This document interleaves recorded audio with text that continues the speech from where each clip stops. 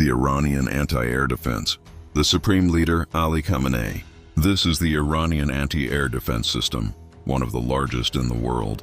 There are thousands of so-called batteries spread across the country.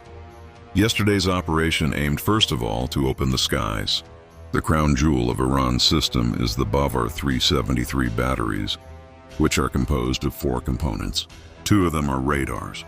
The first, which functions as the eyes, is a giant antenna that scans the skies in search of the enemy. It emits radio waves that, when they hit an object, produce a kind of echo that identifies its position. When an aircraft is detected, another antenna locks onto it to maintain tracking and guide a missile like this one with mathematical precision. Then the officers inside another armored truck, surrounded by screens, decide whether the target is hostile and press the button. That's when these launch vehicles come into play. Each battery can have up to 8 of them, which position themselves and launch the defensive missile. But Israeli and American intelligence studied the system in recent years and created a plan to disable it surgically. Yesterday's major debut was the new American drones called Lucas, the English acronym for Low-Cost Autonomous Combat Attack System. They cost $35,000 each. Ironically, they were inspired by a drone model developed by the Iranians themselves, the Shahed 236, widely used in Russia's war against Ukraine. The Americans captured one of these drones and reverse-engineered it. According to U.S. Central Command, hundreds of them invaded Iranian skies like a swarm. These drones can remain completely stationary in the air for up to 6 hours and are connected to one another, each carrying 18 kilograms of explosives inside. But yesterday they served as decoys, because Iranian radars focused their radio waves on the cheap drones and revealed their positions. With this information, the United States launched the first wave of Tomahawks directly from ships and submarines. In the Persian Gulf and the Arabian Sea, they are among the most advanced missiles. Equipped with a jet engine and GPS and imaging systems, they carry 450 kilograms of explosives. Tomahawks fly at 30 meters above the ground, following the contours of mountains and valleys, and were sent to destroy the bases after they exposed their radar signals. Meanwhile, at the border, American aircraft began so-called electronic warfare, aimed at scrambling the radio signals emitted by Iranian antennas. They transmit stronger signals, causing the computers of the Iranian defense batteries to go black. Then 15 minutes later, the fleet of 200 Israeli aircraft entered the scene, an orchestra of aerial destruction not seen since the great wars of the 20th century. The first to enter the skies were at least 25 fifth-generation fighter jets.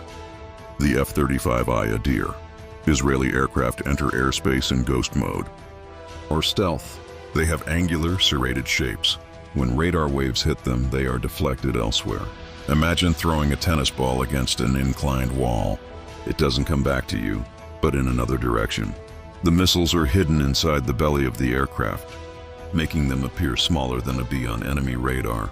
In addition, these fighters are capable of infiltrating Iranian computer systems, not to shut them down, but to make them think everything is fine while bombs are already falling.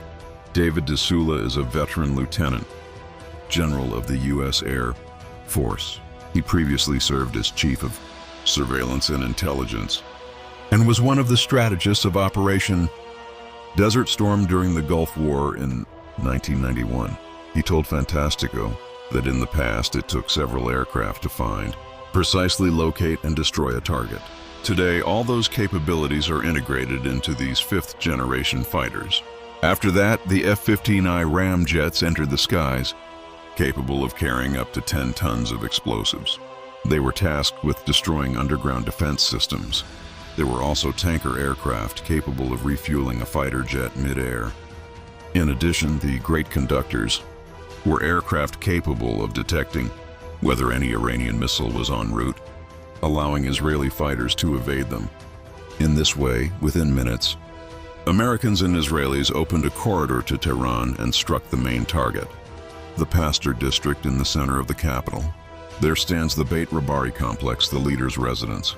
Many believed the Ayatollah was in an underground bunker in the mountains, But Ali Khamenei was hiding inside one of the houses in this highly fortified complex with underground bunkers. Israeli fighters used bunker-penetrating munitions designed to pass through meters of concrete and rock before exploding. The operation was so fast that there was no time to escape by helicopter or in a protected convoy. Ali Khamenei's house was left like this. The Ayatollah was killed in the early hours, leaving Iran without strong leadership. Iranian fighter jets did not even take off to try to pursue the advanced Israeli aircraft. They limited themselves to counterattacking American military bases in Qatar, Bahrain, Kuwait, and elsewhere. Yesterday's operation marks a new phase of warfare in the world, in which defense systems are overwhelmed by a multitude of flying objects. And the Americans are increasingly achieving their goal of not deploying what they call boots on the ground, meaning soldiers on enemy territory.